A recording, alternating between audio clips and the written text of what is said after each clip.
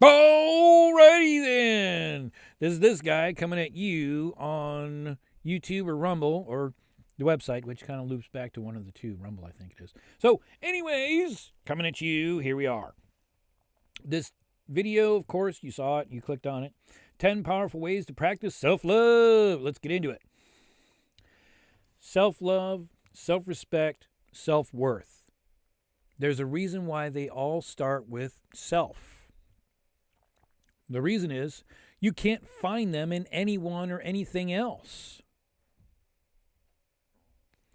Now, hanging out one of those nights, Friday or Saturday, you're at the bar having a shit ton of fun. Everybody's having a great time, and then somebody comes up to you, it's like, so, what do you do? So within a few seconds, you feel like shit.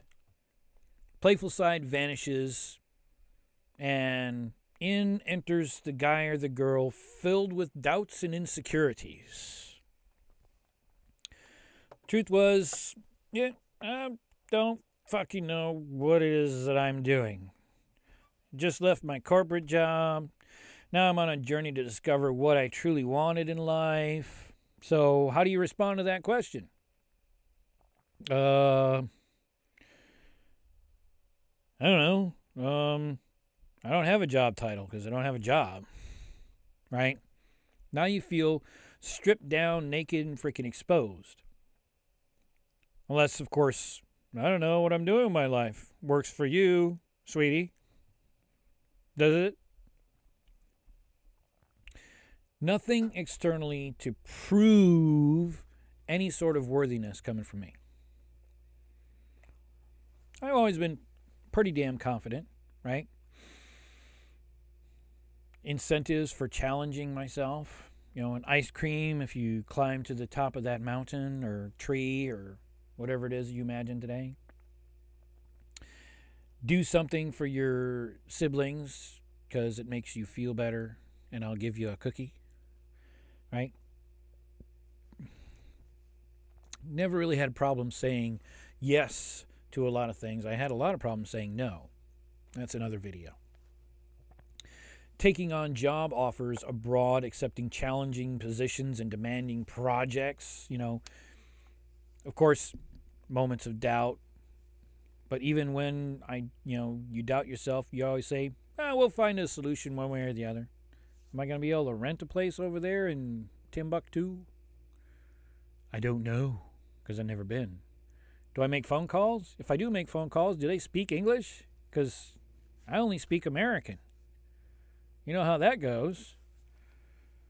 Dumbass. Right. Now, until the moment at a bar or a club, right? Unconsciously, of course, we all prove our worth through our achievements. Maybe you think of you're someone who valued him or herself to no matter what the job title, relationship status, or the bank account numbers, right? But when you leave a job like that, the external things like that fall apart. And when that does, so does your self-value, your self-worth. That's what it feels like. Because it's the 3D reality. We're required to attach our value to how much we contribute to society. By working for your boss's yacht, that is how much you're worth. So now you've confused self-confidence with self-esteem. Whoops. Damn, aren't they the same thing? What do I mean by this? Self-confidence is about trusting yourself and your abilities. For example, you could be confident in one area, such as cooking, or communicating, or dancing, or making lewd comments, right? But then insecure in other things, such as dancing, or public speaking, or looking stupid, or, not doing makeup, something. Self-esteem, on the other hand, is about how you see yourself. It's about your perception of your worth, no matter what happens on the outside. Do you treat yourself with love and care and respect, or no? Do you love yourself only because of this external 3D thing here, and here? My Gucci bag, my hair weave that I got done at Paul Mitchell, whatever hair, because I did, you see my hairstyle. Looks pretty good, don't it? Yeah. Now, as a high achiever, it's easy to trick yourself and think you have self-esteem. As long as you perform and do well, it's all good, right? You're the man, you're the woman, right? Yet, until you don't, that's when the shit hits the fan. Oh, shit. When you realize that you see yourself less worthy, uncool, and uninteresting because your external circumstances. And then you have to decide that shit wasn't good enough for me or for you. And it shouldn't be good enough for you either if this resonates, if you're still watching after 6 minutes. As they say, your biggest breakdowns often become your greatest breakthroughs. So, go to work this time, but not proving your value, but by practicing self-love. Below are some of the more powerful ways to do that. Here we go! 1. Focus on being someone who loves. If you're in a place today where you just don't love yourself, it's hard to take a quantum leap and become someone who does. Just like when you're building muscles at the gym. Arnold Schwarzenegger. Self-love takes consistent practice. You cannot be an Olympic runner if you go to the gym once and you run until you freaking can't run anymore and you have to be carted out in a wheelchair, right? One day's going to the gym does not mean that you're ready to run the Olympic triathlon or whatever it is that you're going to run tomorrow, okay? Instead of loving yourself, focus on being someone who loves. That is to say, allow love to follow through as often as possible and focus on what you love about the people that you meet. Focus on what you appreciate while going to the store, while you're sitting in a meeting, or while you're sleeping or speaking to someone, and simply just adjust your body to positive emotions by finding as many things to love and appreciate as possible. Can you give a kind little smile to the bag boy or girl at the grocery? Because they're actually bagging your friggin' groceries, right? Yeah, you're paying the store for these items, and you expect them to do that. But that's the store, not the individual person that's bagging your items, the person that's running the cash register. Maybe they're having a shitty day too. And a smile from you can brighten their day. Maybe they're depressed to the point where they're just, after their shift, they're going to go home and shoot themselves in the face. But your smile will prevent that. Just one more day. Because that's you. If you believe in the law of the universe, the law of oneness, that is you. Why do you not love yourself? Why do you not give yourself the time of day?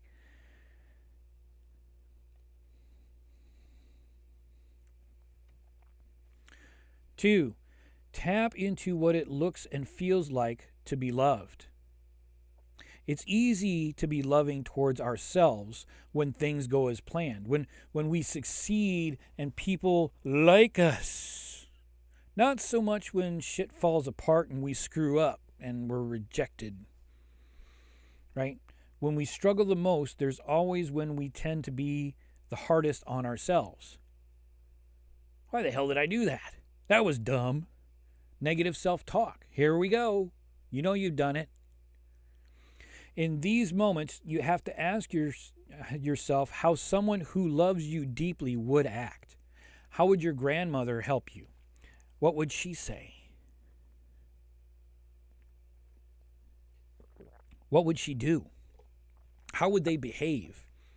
Odds are they're not going to be criticizing you, judging you, or berating you. They're going to offer you a hand to help you up. They're going to offer you kindness, compassion, and acceptance. If you cannot think about a specific person or a memory, imagine how the most loving human on the planet would be towards you.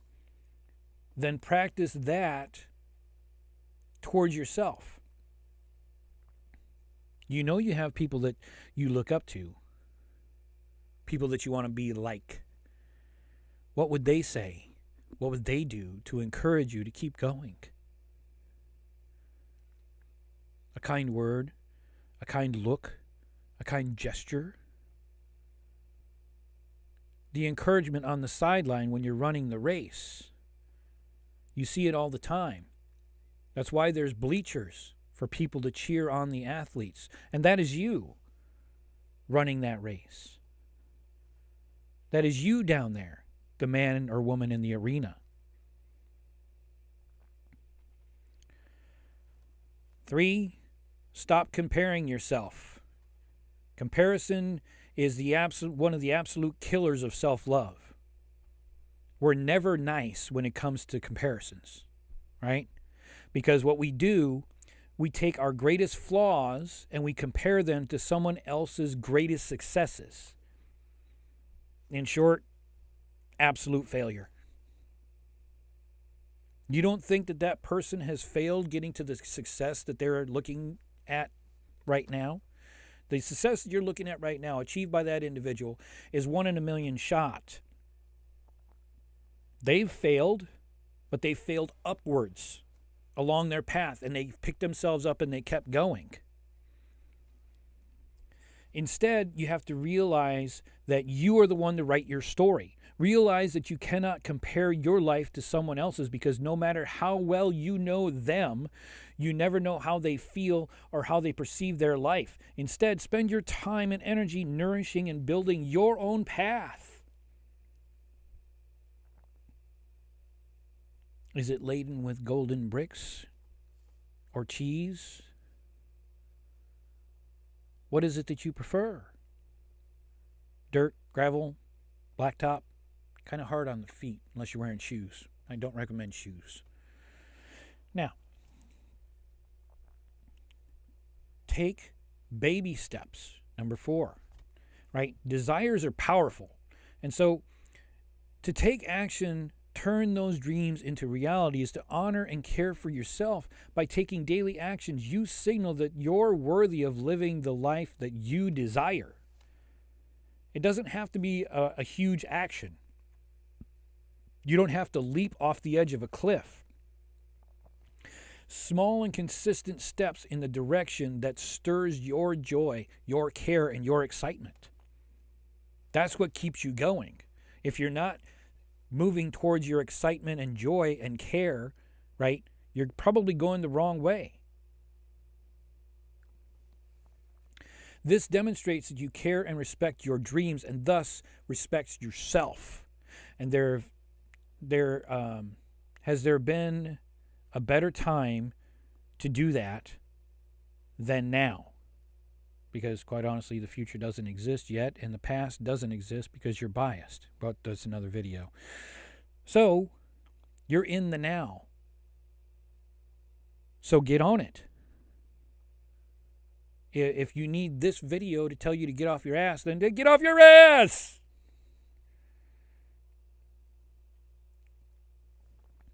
Number 5, ask your guidance system for help.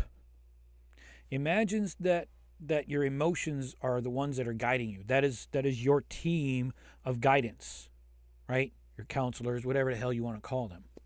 When you feel good about yourself, it means that what you're thinking is aligned to how your soul or higher self sees you.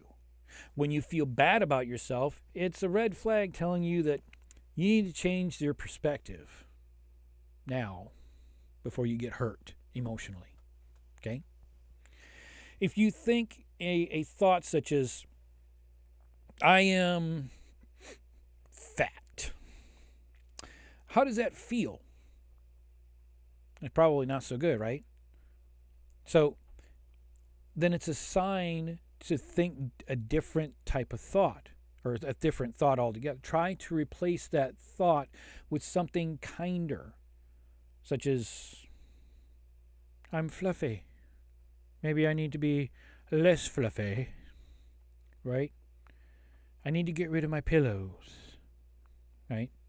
For example, I'm just so lost and confused can be replaced with, I'm doing the best that I can to move forward with what I got right now.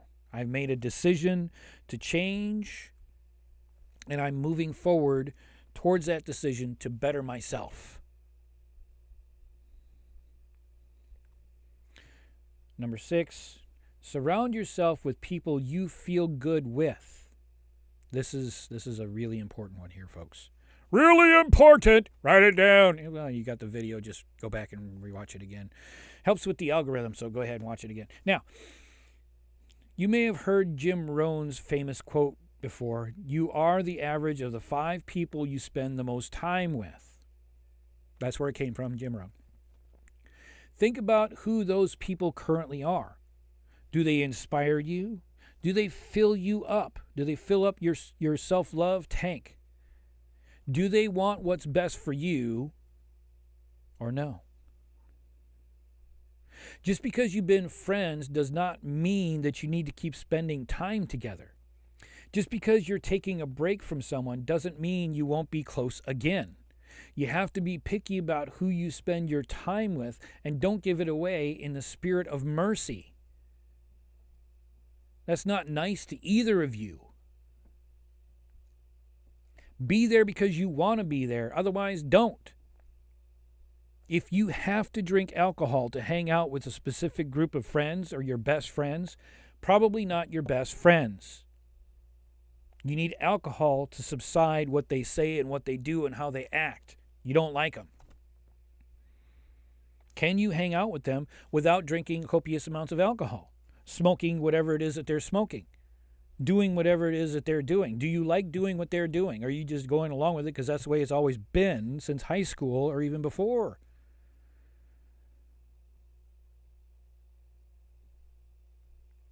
You are the average of the 5 people you spend the most time with. That includes finances. That includes boyfriend, girlfriend.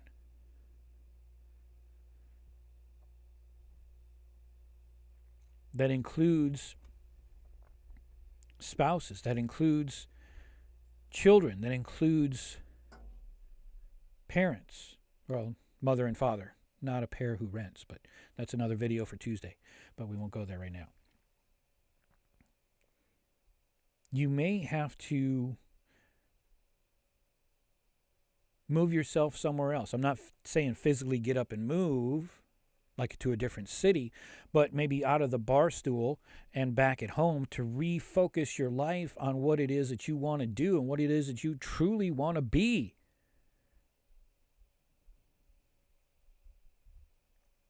It's not supposed to be easy. It's supposed to be simple. If it was easy, everybody be doing it. Everybody be in a better place.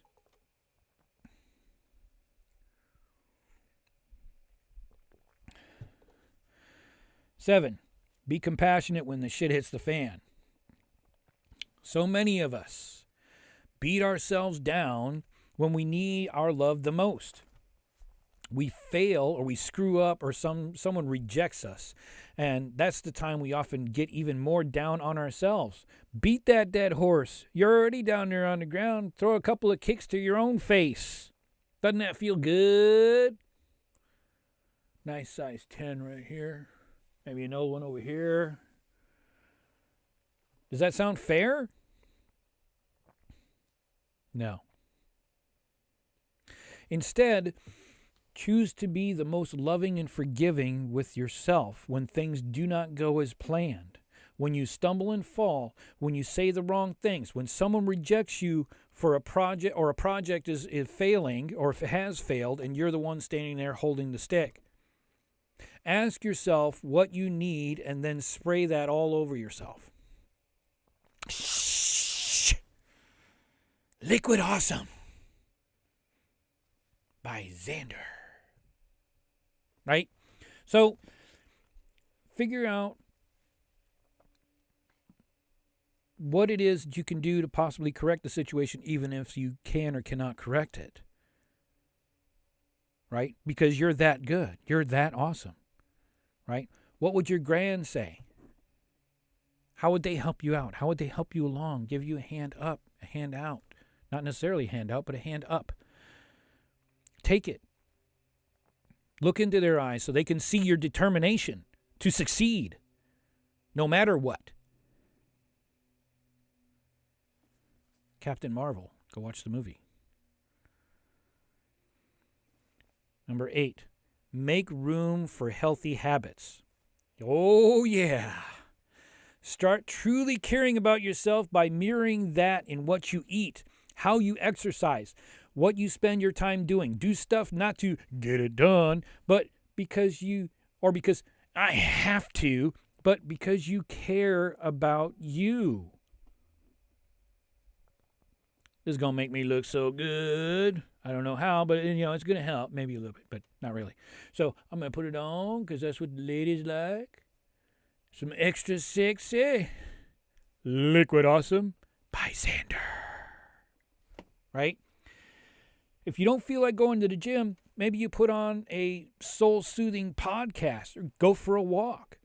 Creative habits that are healthy, not just mentally, but emotionally. You put on your running shoes to go out for a run, you open a door and it's freaking pouring down rain. Well, crap.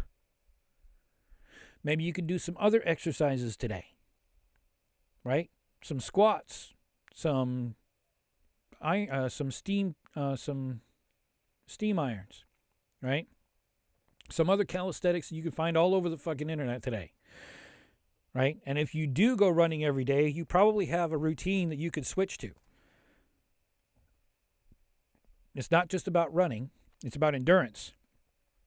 And if you do that, maybe you got a treadmill in the basement somewhere, right? Maybe you got a weight set. Today was cardio day, but it's raining, so now I'm going to lift.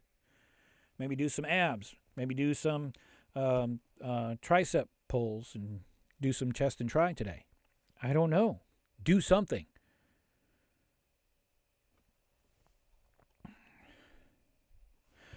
Number 9, postpone your worry and negative thoughts.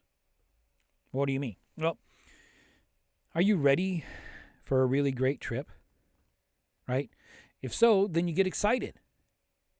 It's a very powerful technique that I've discovered called a worry-free month. It's continual. It's like a worry-free year, right? Think about how much you worry, right? And how much of that worry actually serves you. Sure, some of the worry has purpose, as it tends to give us a little kick in the ass when we need to get our shit together, right? And start acting on things. Man, I better get this shit done. I said I was going to do it. I fucking get it done. But 90% of the time, it's fucking utterly useless. Whenever those thoughts enter your mind, tell yourself or tell them, thanks, that's a great issue, but I'll deal with that next month. And go ahead and write it on the calendar. Next month. Let's put that down for the 16th. Right? You tell your mind that you'll deal with it later, writing it down by saying when, you stop feeding the negative thought and thus decrease its momentum. Then you simply do it month after month. It gets to the 16th. By the time I get to the 16th of next month, I don't give a fuck about that thing. It's gone. Right? And you just go ahead and erase that bitch off the board. Done. Task accomplished there, Admiral. 10. Accept what you cannot love. Now, this might have been the greatest game changer for some of us. Because let's face it, it's easy to love when what you love about yourself and not so easy about the things that you don't. I'm fat. I don't love myself. No, you don't love the idea that you're fat or have more weight than you would prefer to have. So instead of aiming to love those parts which you love, which probably just make your mind go, "Are you kidding me? Fuck, you're fat. Really? You don't love that. That's why you say you're fat." Right? Focus on just accepting them. Acceptance? What's that? That's another video. Now, one thing I had a hard time accepting about myself at these times are, for no real reason, you get very nervous, right? Simple things like going to the supermarket can feel really, really difficult. So instead of rejecting or trying to love the nervous side of you, remind yourself to accept it. When it happens, tell yourself something along the lines of, "It's okay. I can be nervous and still go to the friggin' supermarket. You know, what is it going to do? End the friggin' world? No. No, it's not." You don't need to love everything about yourself to develop self-love. All you need is acceptance for the things that you don't love until you do love them.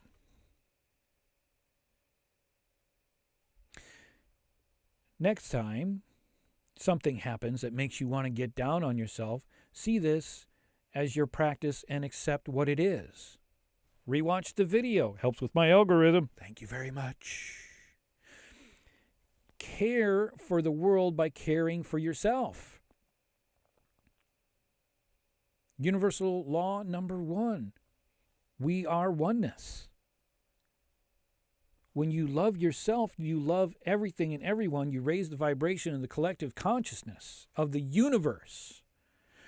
Life is full of ups and downs.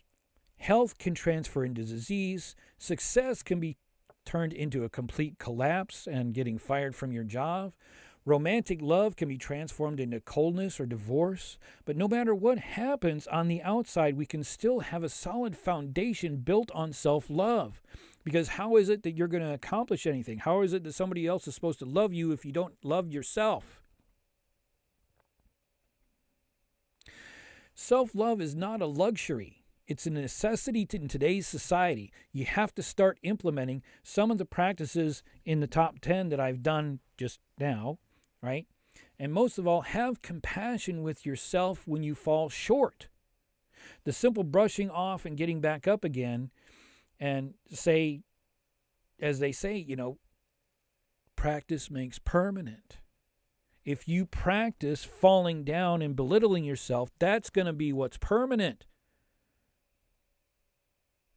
If you practice self-love, if you practice compassion for yourself and others, if you practice a desire to move forward, then that is what you're going to do. That is the practice that you need to establish.